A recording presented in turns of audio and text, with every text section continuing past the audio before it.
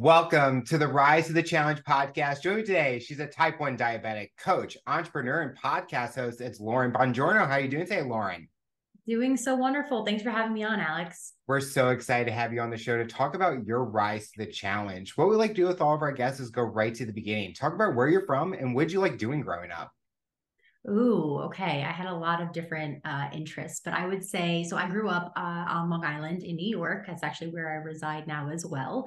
And growing up, I was diagnosed at 7 years old. And I would say before and after, like my hobbies didn't change much. I was very athletic. So played a lot of soccer, ended up going to play Division I soccer down in North Carolina in college eventually. But I also was into theater and music. I took piano lessons for about like 13 years, singing, all of that. So it was like two different interests, but I would say like those were the biggest ones. What was something that you enjoyed about playing soccer at that Uh, age? I mean, at that age, I just loved I think I loved like the game of it. I really enjoyed having a common goal with a bunch of other people, and then that feeling of winning or the feeling of losing, and then being like, okay, like that is what I'm going to use as motivation to win next time. And I'm still like very much the same person, and I love, all things, just like playing tennis with my husband during the week, or we were just on a trip and we played some like local beach volleyball. So I'm it's even though I'm not like an athlete anymore per se, I would say I still kind of identify a lot with that. I played soccer growing up, pre-diabetic, and I think the teamwork aspect was my favorite part, just being out there on the field with everyone and trying to win together, or if Yeah, we lose together, learn from it. But at that age, all you cared about was winning. So I or just loved being out there and especially being outside. I mean, you just look and you're just outside on that big open field and just enjoying the weekend. Usually the games are on the weekend, so you look forward to it throughout the week with school and then go play on the weekends. absolutely, I agree. You talked about music theater was a big part. Comparing to you playing soccer, what was different about the theater or the music that you learned about yourself doing? So I will say, like I was just thinking about this the other day. It's not part of my background that I talk about much, and I don't know why. I think because the athleticism and my journey, like to play college soccer, kind of just outshined that part. But I feel like it really is who I am at my core. I love entertaining, and I love getting people to feel a certain way, and the ability to either make somebody cry or to smile or to laugh. It's just I enjoy it. And from, yeah, like a young age, I was in like local theater. I was in plays in school. I even did a little bit of like film stuff as a kid. And I love the creativity, I think, and how different it is from, obviously like soccer and athletics. It's like a different muscle that you're working. And a lot of my work today and what I do, especially like on social media, there's a lot of creativity that is Mhm. involved there. And yeah, it's something that I think is just, one of my, I don't want to say skills, but yeah, like one of the things that I think I've always been kind of natural at, I would say, is being able to like be on camera, and I really enjoy it. So it's fun that I get to bring it into my career as well. I think definitely importance with theater is being able to speak to a crowd, and especially with podcasting, speaking on camera, speaking to a guest, or wherever you're doing an episode. Do you think that has helped you be more confident when you're doing podcasting because you had that experience of talking to a crowd and people listening, but in a different format? Oh, 1000%. And I mean, like even just the memory, right? Like memorizing all the lines for a play and whatever role you're doing, and knowing and seeing just the audience, and knowing if you have to change like in order to make sure that they're like paying attention, they're captivated, and just like making your voice, change a certain way. It's really, I think, a skill that as an adult is no matter what you're in, whether it's podcasting or social media or you're in a boardroom, like being able to stand up and confidently deliver something in front of other people. There's always, I think, a level of nerves, but having that experience as a kid, I think definitely set me up to be less intimidated by it as an adult, for sure. With growing up in Long Island, is there anything about Long Island that you enjoy that maybe is like a hidden secret that people don't know about? Something that you enjoy that's special to someone that lived in Long Island? So I will say I had the classic like grass is always greener on the other end where I went to North Carolina for college because I'm like I cannot be in New York for for college, like I want to get away, like the world, the country's so big and I want to experience it. And then the second I was in North Carolina I really enjoyed it, but I also was like every time I came home so happy, and I had a deeper appreciation afterwards, and just like knowing that home to me I've learned, I'm a big traveler and I've always had growing up this like zest for adventure and going to all these places and experiencing the world. But at the end of the day, it's like home is where your family is. And so for me, like my grandparents, my aunts and uncles, my cousins, my parents, right? Like my sister, everybody is my family, my in-laws, everybody's within 15 minutes of where we now, right? And so I'm lucky to have, a great family. So I would say like for me, it's the family part. And then also Long Island. I mean, summertime is why we live here. It's like the 3 months out of the year, the beaches, the just hikes, the nature, everything is just so beautiful. And then in the wintertime, we all look at where we're going to book to travel. Florida. I love the family aspect because I lived an hour and 30 minutes from my family, and that's not as far as New York from North Carolina, but I always wanted to just be home with family, like being that close drive. There's just something about where you grow up, and if everyone's around there, like how you were talking about, your whole family lives close to each other because that's something that you're used to, that just brings special to that area that you're in. Yeah, yeah, no, absolutely. So this is where I live now, and we lived in the city for a few years, and then during the pandemic, we bought our first house and then got married. So we're happy. Growing up, did you have anyone that was a big motivator or inspiration for you?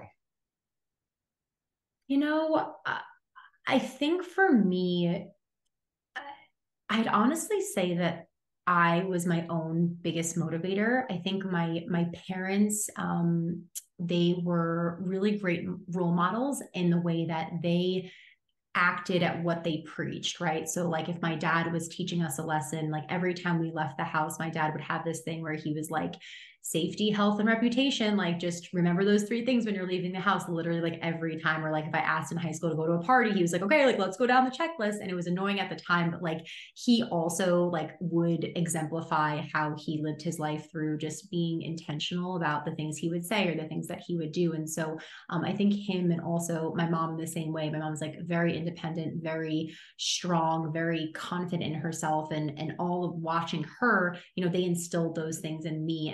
And I don't think that I don't think I always exemplified those characteristics in the way that maybe I do now, because I was growing up as a child, right? And as a teenager, and I'm going through finding myself, but I always knew like the type of person I wanted to be.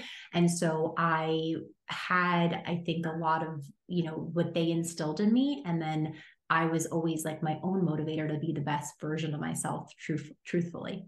Is there anything that you learned from that time that you utilize today or adapt it in a different way to where you still look back at those times where your dad was doing those checklists, but you're doing it in your own version? Well, I don't know if this answers your question, directly, but I think that an area that I had to grow into was the idea that I wasn't invincible as a child. I wouldn't say I was a rebellious child, because I didn't even like, if you compare me to other kids, I wasn't doing anything like crazy rebellious, but like I had this belief that like not like I could do anything and not really have to think about the consequences of it. So for instance, I would, leave the house without just sugar, like for my blood sugars, right? Or I would like go out with a vial of insulin or a backup pen that was like, had like a unit in it, and like clearly not enough if something went wrong with my pump or whatever it was. And so, I think being that my dad was always helping to like be like, okay, you have to think like 5 steps ahead. Like if something goes wrong, like what are you going to do? And I'm like, dad, nothing's going to go wrong. Or mom, nothing's going to go wrong. Now as an adult, I have enough life experiences with my back up against the wall being like, ooh, like you didn't think that was going to happen. And now it did. And now you have to problem solve because you're in the middle of Costa Rica with a broken, a broken insulin pump, and you have expired insulin with you on pens, and the nearest pharmacy is 6 hours away. So I've had enough of those experiences that now I feel like I've grown into an adult version where it's just, you realize you're not invincible. Like diabetes is something that you have to be like take seriously. And that's kind of, why I think what I didn't have then that I do have now.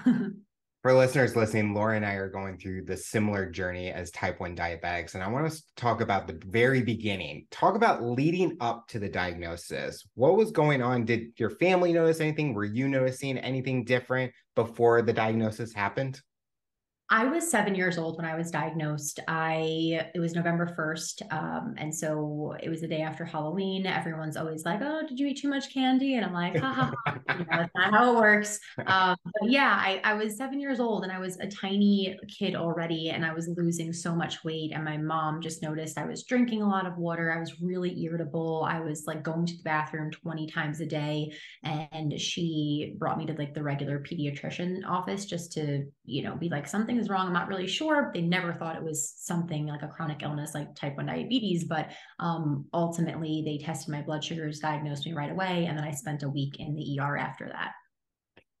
During that time, was it nerve-wracking thinking that my life is going to completely change where I'm going to have to take medicine, I'll have to do insulin, take blood sugars and all that, a lot more than prior to that date where you weren't doing it at all?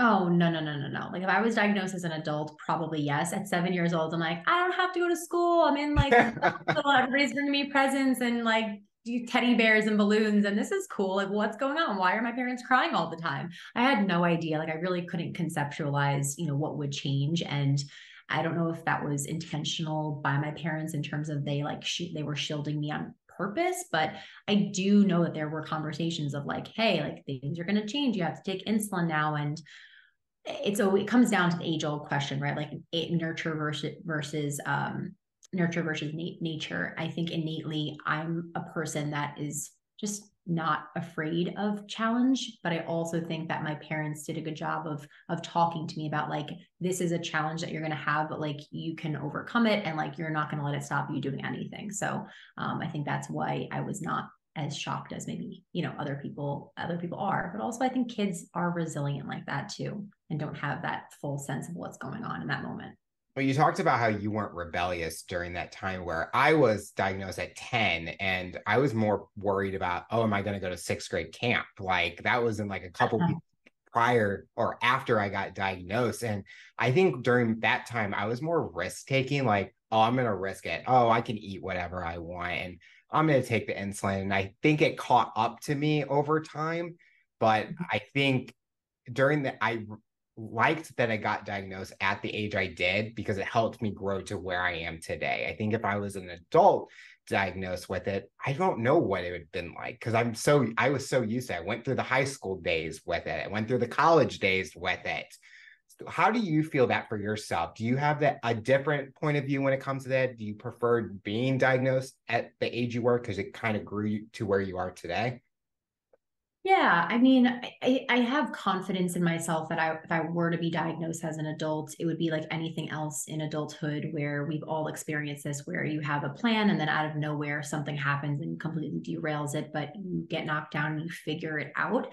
I feel grateful I was diagnosed. Oh, I don't know if you can hear my pump beeping right now. Sorry. Go off a few times. But all to say, yeah, like I feel grateful that I was diagnosed as a kid for the reason that you said, where it's like I don't really know anything different. And it made me the person that I am today. And it shaped me. So I'm in a similar boat. As an athlete playing soccer, how did that change for you? Did the coaches pay more attention to making sure you were okay? Were you more conscious of what was going on with blood sugars prior to games? How did that role take place? Yeah, so being an athlete actually created me hiding my diabetes, which is a big part of kind of why I'm so open about my diabetes, especially online today, because that's not how it always was. For many years, I did not like tell coaches I had diabetes, especially in college. I just did not mention it. I don't even know if it was like on my medical form, to be honest, because I didn't want them treating me different than the other players.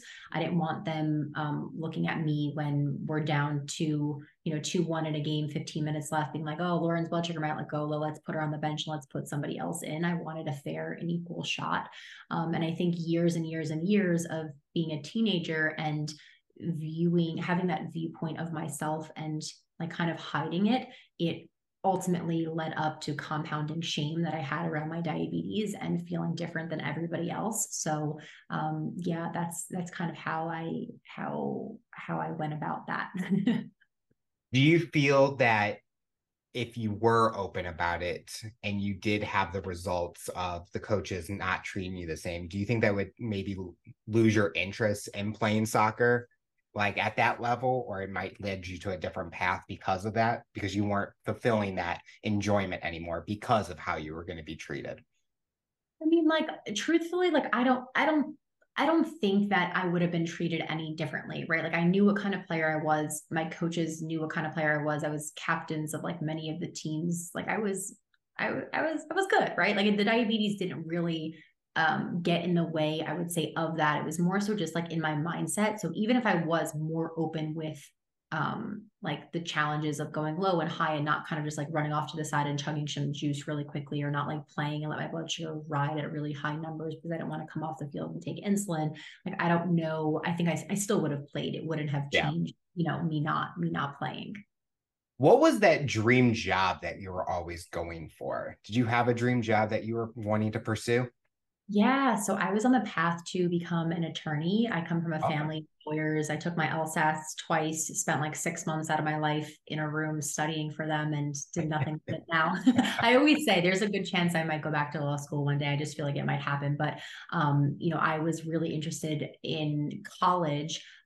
First, I was interested in family law. And then it turned into when my passion for health and wellness, and I was going through my own journey with just diabetes and just learning so much on my own in college that I was like, why aren't we taught this by the US, like by our doctors, right? Like, why aren't we talking about food, and why haven't we learned about hormones and impact on blood sugar and all of these things? I decided like, okay, I can go into like healthcare law, and that's like something that's closer, and I can fight for better, stricter labeling laws on foods or this or that. And I had all these ideas to maybe even be like a lobbyist. And it all came back to just like advocating. Like, I'm a big person where it's like, if I feel something or see something that's like unjust, I want to go advocate and fight for it.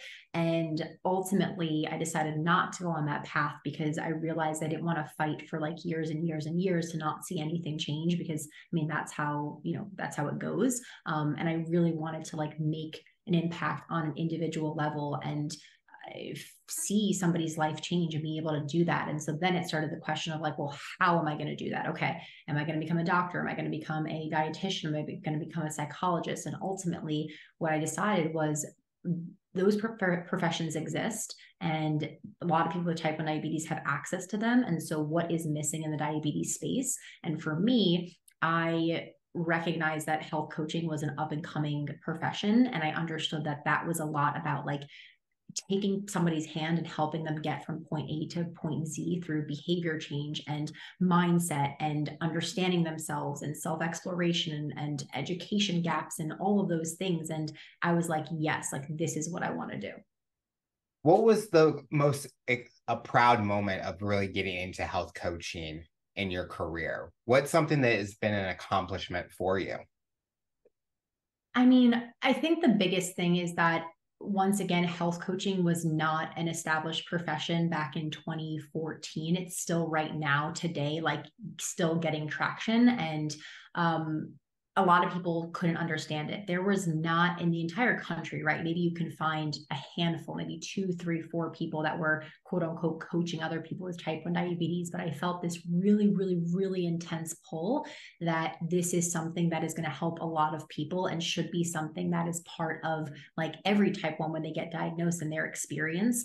And when I worked with one person and then two person and then three people, it just became more clear to me, like, whoa, like, this person that I just, the first client who took a gamble on me, let's say, like, her A1C lowered to a 7.5 in the time working together, and her life was changed. And it was like, okay, this works. And now, I sit here today and we have a team at Risley of 7 other coaches. We've worked with over 650 type 1s. Like, we're making an impact. So I think the thing that I'm most proud of is that, like, trusting the intuition that, like, just because it hasn't been done before doesn't mean you can't pave the way for it. Do you feel that your experience as a type 1 is so valuable to the people that you help because you have gone through those experiences, the challenges that they may have faced, you maybe have gone through it, and that shows differently than maybe a doctor that doesn't have diabetes and they don't have a hard time understanding what it feels like to go low or how to treat a high better and through different people's activities level. Because I know it's so hard with doctors because I can talk to them and say, I do this, I do that, but they don't know how to understand that because they're not living it. Yeah, there's a lot of problems with the healthcare system. One being exactly what you just said, the relatability factor. There's plenty of studies and research done on diabetes and outside of diabetes that show that when the person, the provider has experience with the condition that the patient is going through, there's just an automatic bond and trust that happens where the person and the patient's more open to listening and opening up. And so all of our coaches live with type 1 diabetes. And I, definitely think that's a huge draw for people because we do get it. And a lot of us have been in the shoes of where our clients, are currently struggling. Another problem with the way the healthcare system is set up is that, this, you go into your endo, they kind of sit there, they have 20 minutes. It's not their fault. It's the way the healthcare system is set up. And they are like, okay, like you're high at this time. Let's just change this rate. And like, try to lower your A1C by next time. Bye. See you later. Have a great day. And you're like, okay. Right. Not everybody's experience, but it's the majority. I think my favorite moment, I just had it recently this year, is I told her, my doctor, I go, I'm going to do a Tough Mudder this year. Do you have any advice on how to handle it? Even though in my back pocket, I was talking to other diabetics that I've been networking with and connecting with and that have experienced it.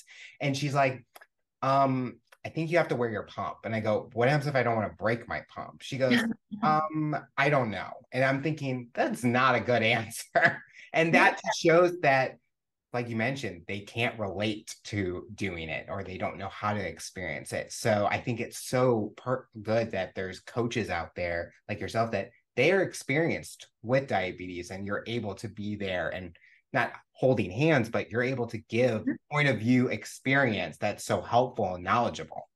And I will tell you, I did a Tough Mudder about, is it like 6 or 7 years ago? And I woke up the morning of, you sound more prepared where you're thinking ahead of time. The morning of, I woke up and I was like, oh, I can't wear my pump. What do we do now? Like, we cannot bring sugar on this 13-mile course. Like, what do we do now? So I get it. And it's something to think about. And it's a challenge. And I did it. So I'm confident that you can do it too. Oh, I did it. I did it this past year, and it was the best experience ever. And the funny thing is, my blood sugar stayed normal the whole entire day. And I was like, I was freaking out, and I'm like, how did I do this perfectly? And I'm like ready for the next one because I live by this motto: rise to the challenge. And diabetes is not going to stop me from doing what I want to do. Incredible. That's so great. I know when you're done with a Tough Mudder, you're like, and with diabetes, that is like a quintessential example of like, there's nothing that we can't do. How did you come up with the title of your company, Risely Health? I want to learn about that.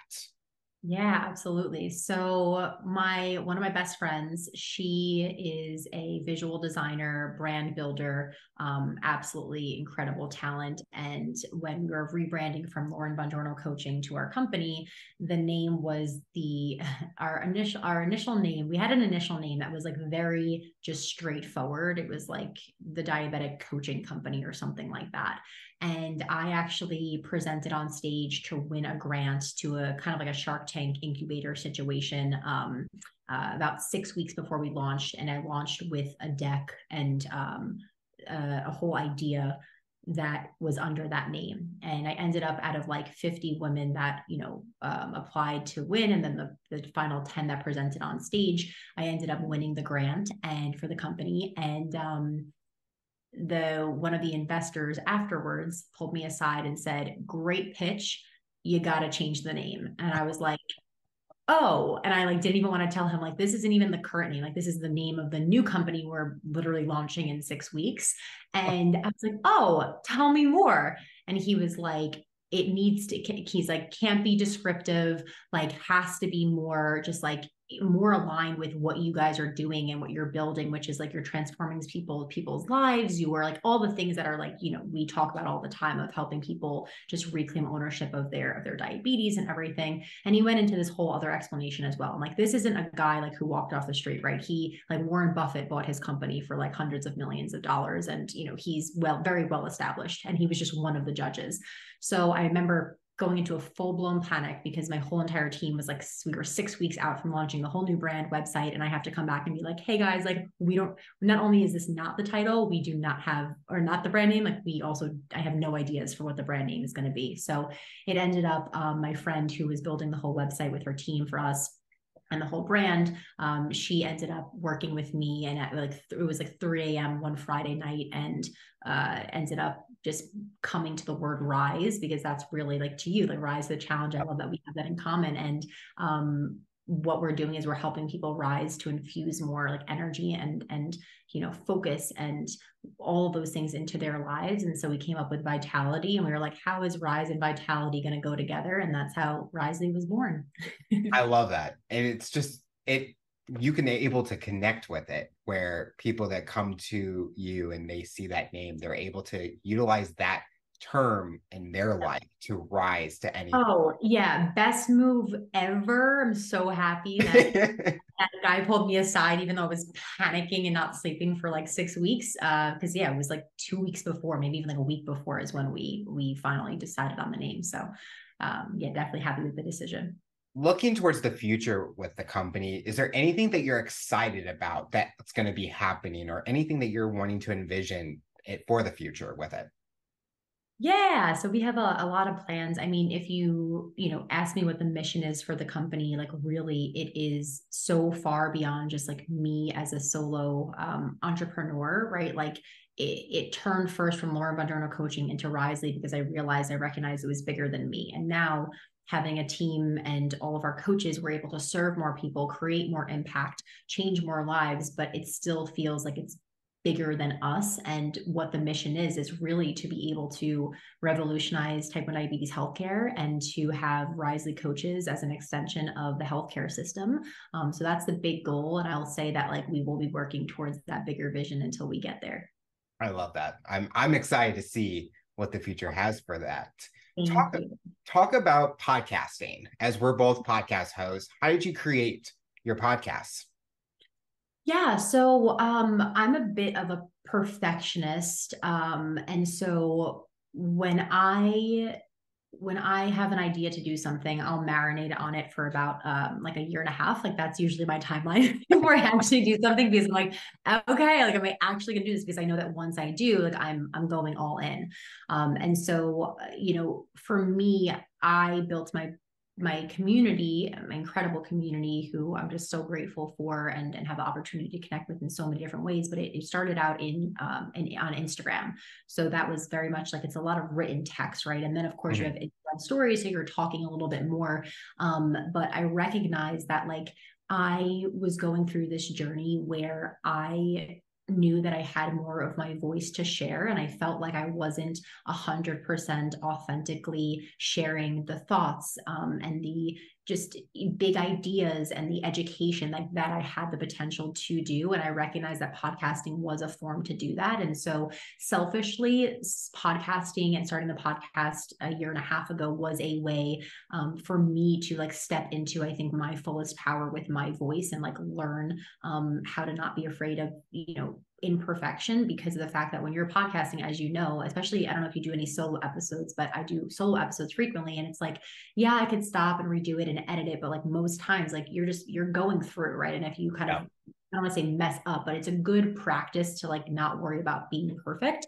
And then of course, the flip side of it is, like, that was selfishly for me, but like, what it's given to the type 1 diabetes community, I mean, it allows me to connect with people so much deeper, and then have them listen and then write me and be like, oh my God, like, I love that thing you said, or that hit me, or, I was walking and do my morning walk listening to this episode, and it like set me up for a great day. So I feel like it's just another way to be able to help people along their journey and help them reclaim their rise. You talked about people writing in after they've listened to an episode of yours. Is there been one or a few that's been memorable, that something that they said to you that they really connected on something that you mentioned? Yeah, so I think the top performing episode we have right now was when I did kind of like a recap of a really bad blood sugar, low blood sugar that I had. So was it a low one? I've done a low one and a high one, but I believe, yeah, the first one was a low blood sugar. So I basically had this night where, and anybody listening, you can go listen to the full episode, but had like a really bad low, like worse than I've ever had in a while. And I wasn't going to share it on social media. Like, I don't know, I wasn't going to share it because it was like the next day. And I'm like, it happened last night, like so late at night. Like, and what am I even say? Like, and then I was like, oh, like this is a perfect episode for the podcast. Like, because I'm sure everybody's been there. And I just went into like a really just half an hour full in-depth episode of like what happened, analyzing it, the mindset around it, the shame that can come up when you have those types of lows. And a lot of people wrote in from that one, just connecting with the vulnerability. I think of it was really where that connection lied. Where do you feel that with your content creation, people are finding you, where other diabetics that somehow they're getting brought to your show, your page, and wanting to be able to really learn and see how you are open and vulnerable about your experience with diabetes? Yeah, so I mean, my Instagram is where I post the most. TikTok I post as well, but Lauren_Bongiorno, that's where I'm, showing up pretty much daily, and it's all different things. It's travel with diabetes. It's what's working and what's working for our clients at Risely, and how I've been able to do things like eat pizza and croissants and have a busy schedule and being out of routine a lot of the time with work, and still manage to have below a 6A1C. And the podcast, of course, we have an email newsletter at Risely, so there's a bunch of different areas that people have the opportunity to connect with. Something that you posted recently on your Instagram was a moment with low blood sugar. You're eating a peanut butter and jelly that your husband got you. Big thing with diabetes is the people that in your circle, family, friends, really understanding what you're going through and being that support system. How has that support system played an effect with your diabetes management and how you feel about your diabetes around them? Yeah, so I think that my support system hasn't changed. That has stayed stagnant in the sense that they've always been there for me and available to me. I think more so I changed, where I used to not want to be like a burden to them. And it's like, this is my thing. Like, why, like I should, if I'm low, get up and walk to the fridge and get juice, because like, why would I bother my now husband to get off the couch? And now I think I've changed my relationship to my diabetes and myself, and recognize that like it's not weak to ask for support, and that's Mm. they love you, and that's what they're there for. So yeah, the video that I posted, I was on the couch and I way over bolused for some pasta that we had last night, and it in the past would have been like me getting up, like grabbing a bowl of cereal, whatever, probably over treating it, and then just being like, oh, like why am I in the kitchen, because it's dangerous to have a low blood sugar in the kitchen. Yes. But instead I just shouted and I was like, Chris, I was like, can you make me a sandwich, I'm low? And he brought it to me, and he's wonderful for that. I always tell my mom after I have a low, I'm like, yeah, I think I just ate the whole kitchen, basically. So I'm like just trying to find something to naturally get the blood sugar up. But I was always worried about friendships when it came to diabetes, especially with college, because Mm. college is known for partying lifestyle, and I wasn't into that. I joined a fraternity, but my real friends were the ones that were very protective. They were making sure I was okay because I was open and honest about it. And I always tell them, ask me anything. Like, I'm not afraid to help you understand it better. And those were the true friends that really understood and wanted to get to know more about it. And you see it even past now, where if I'm sharing something on a post about diabetes, they're the first ones saying, are you okay? Is everything good? Did you have something? And that's, to me, knowing that those are the true people that I need in my support system when it comes to it. It makes me want to be even more open about it, even on episodes like these, to really share. Yeah, it's a good filtration system for like friends and people around you. If they can't pass the sympathy or the empathy test and be there for you, then it's like they don't deserve you. Something you have been able to do with content creation is speak on a public platform, today's show and other platforms. What has been that opportunity like for you to really go on a global platform to speak about diabetes? That was, I mean, the Today Show specifically was, I mean, an incredible opportunity. And I think the lesson that I learned there was you don't have to have millions of followers to not only make an impact, but for people to kind of like see what you're doing and what message you're trying to get out there is. Because I think in content creation, the hard thing is, right, like there is all these numbers. It's like diabetes, right, where you're Yep. constantly good, am I bad, right? And so you put out this piece of content that you feel great about, you're like, oh, this is going to really hit, and then the algorithm pushes it out to like 10 people. Yeah. So it's in the growth that I feel like I've had on social media. I think that my it really, in that moment with the Today Show or any other kind of like notable, whether it was like magazines or things like that I've been fortunate enough to have the opportunity to be in and be a part of and share my story, it's really been like validating why I show up on a daily basis, and that like those metrics and everything don't really matter. It's just like showing up with the message that I want to share, whether that's education or inspiration or something to make people feel connected and that they're less alone, and that trusting it's going to get to the people who need to hear it most. And that yeah, like it's just there's opportunities all around us. And of course those bigger platforms like open up so many doors. I mean, so many type 1s found me from the Today Show, and it was just like very like weird things too, like stories I've heard where someone's like, I never have the TV on and it was randomly on, and like I was doing my makeup and I heard type 1 diabetes, and I was like, I never hear anything about type 1 diabetes, I always hear like type 2, and I looked at the TV and I found you and I've been following you for years. And then they come into coaching and their lives were transformed. So it was just a very just synchronous, it's like a lot of synchronicity and just alignment with that opportunity that came from just posting on social media.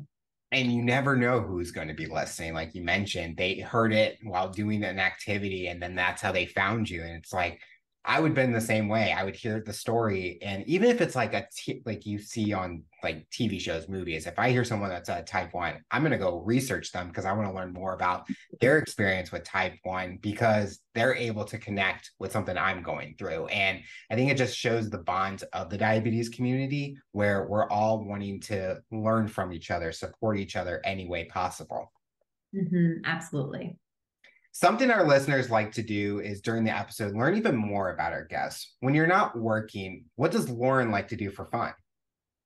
For fun. So, I turning my brain off is something that I'm always working on. Because I would say a lot of what I do for work is around health, and also at the same time a lot of my passions are around health as well. So I love being outside, I love being active, I love working out, I love cooking with my husband and trying new restaurants and foods, and those are all things that I naturally want to share, whether that's in like a podcast form or on social media. And at the end of the day though, like there's still a level of work to it in the sense that I'm not being 100% present. So my fun for me is when like there's not really crossover between like sharing anything and just like keeping it to myself. And there's a lot of things that require presence that you can't do both. So like practicing yoga, or I took up horseback riding 2 years ago, and like that's been like the biggest joy that I've had as an adult, because you're so focused, because you have this like very large animal underneath you that you have to be so you can't think about anything else, right? It could be even just like for fun, like not touching my phone and putting it away, and just having moments with my family and friends that are just for us and not for the rest of the world. So I would say that. Is there like a dream location you want to go horseback riding?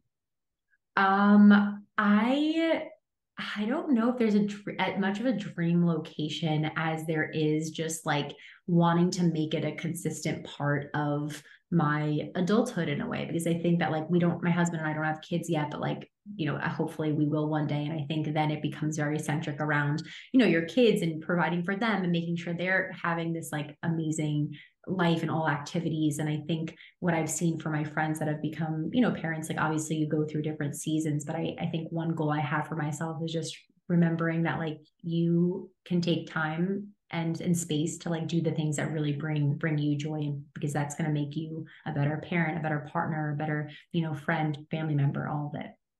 We talked about earlier about being able to do anything we can, even with diabetes. Have you had that same mindset where you want to accomplish anything you want and diabetes is not going to stop you from doing it?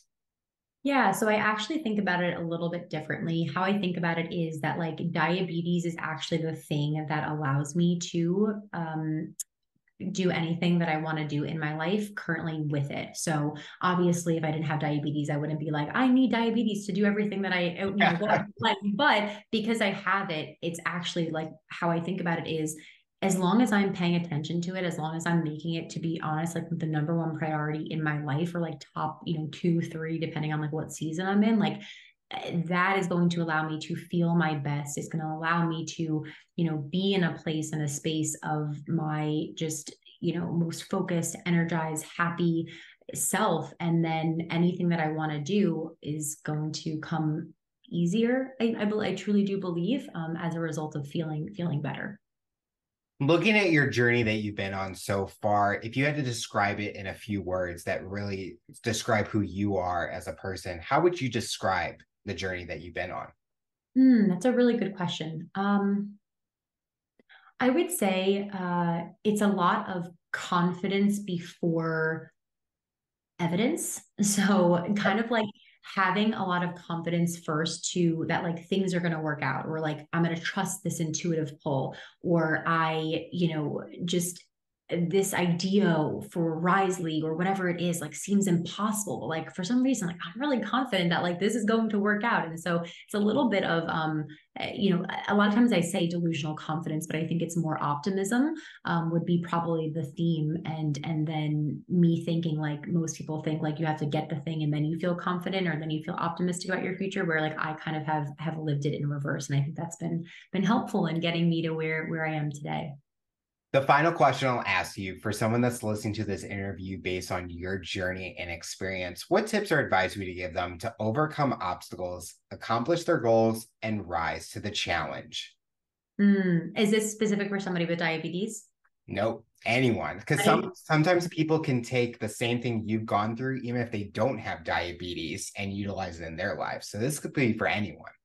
For sure. So I would say, any challenge that I've ever had, the number one thing that has helped me overcome it, whether it's been diabetes, a tough, blood sugar day, or it's been something work related or relationship related, is really like creating space for it and the feelings that are coming up. And then beyond that, getting to the root of like why it happened, and then starting to move forward into problem solving, or like what's the plan of action here. So it's a high level of self-awareness, which I do believe is a practice and something that the more you do it and the more space you create to like really get to understand like your feelings, your needs, root reasons for why a certain challenge keeps coming up, right? Like you have the answers within you, and you have to strengthen that trust with your intuition, because the more that you can do that, the more you realize that you don't have to rely on other people. Like you can have that agency over yourself and over your outcomes, and reclaim ownership of that and your future. Lauren, I want to thank you so much for coming on the show and talking about your rise to the challenge. You're inspiring so many people out there, and we are excited to see what the future looks like for you. Thank you so much for having me, Alex. I appreciate it.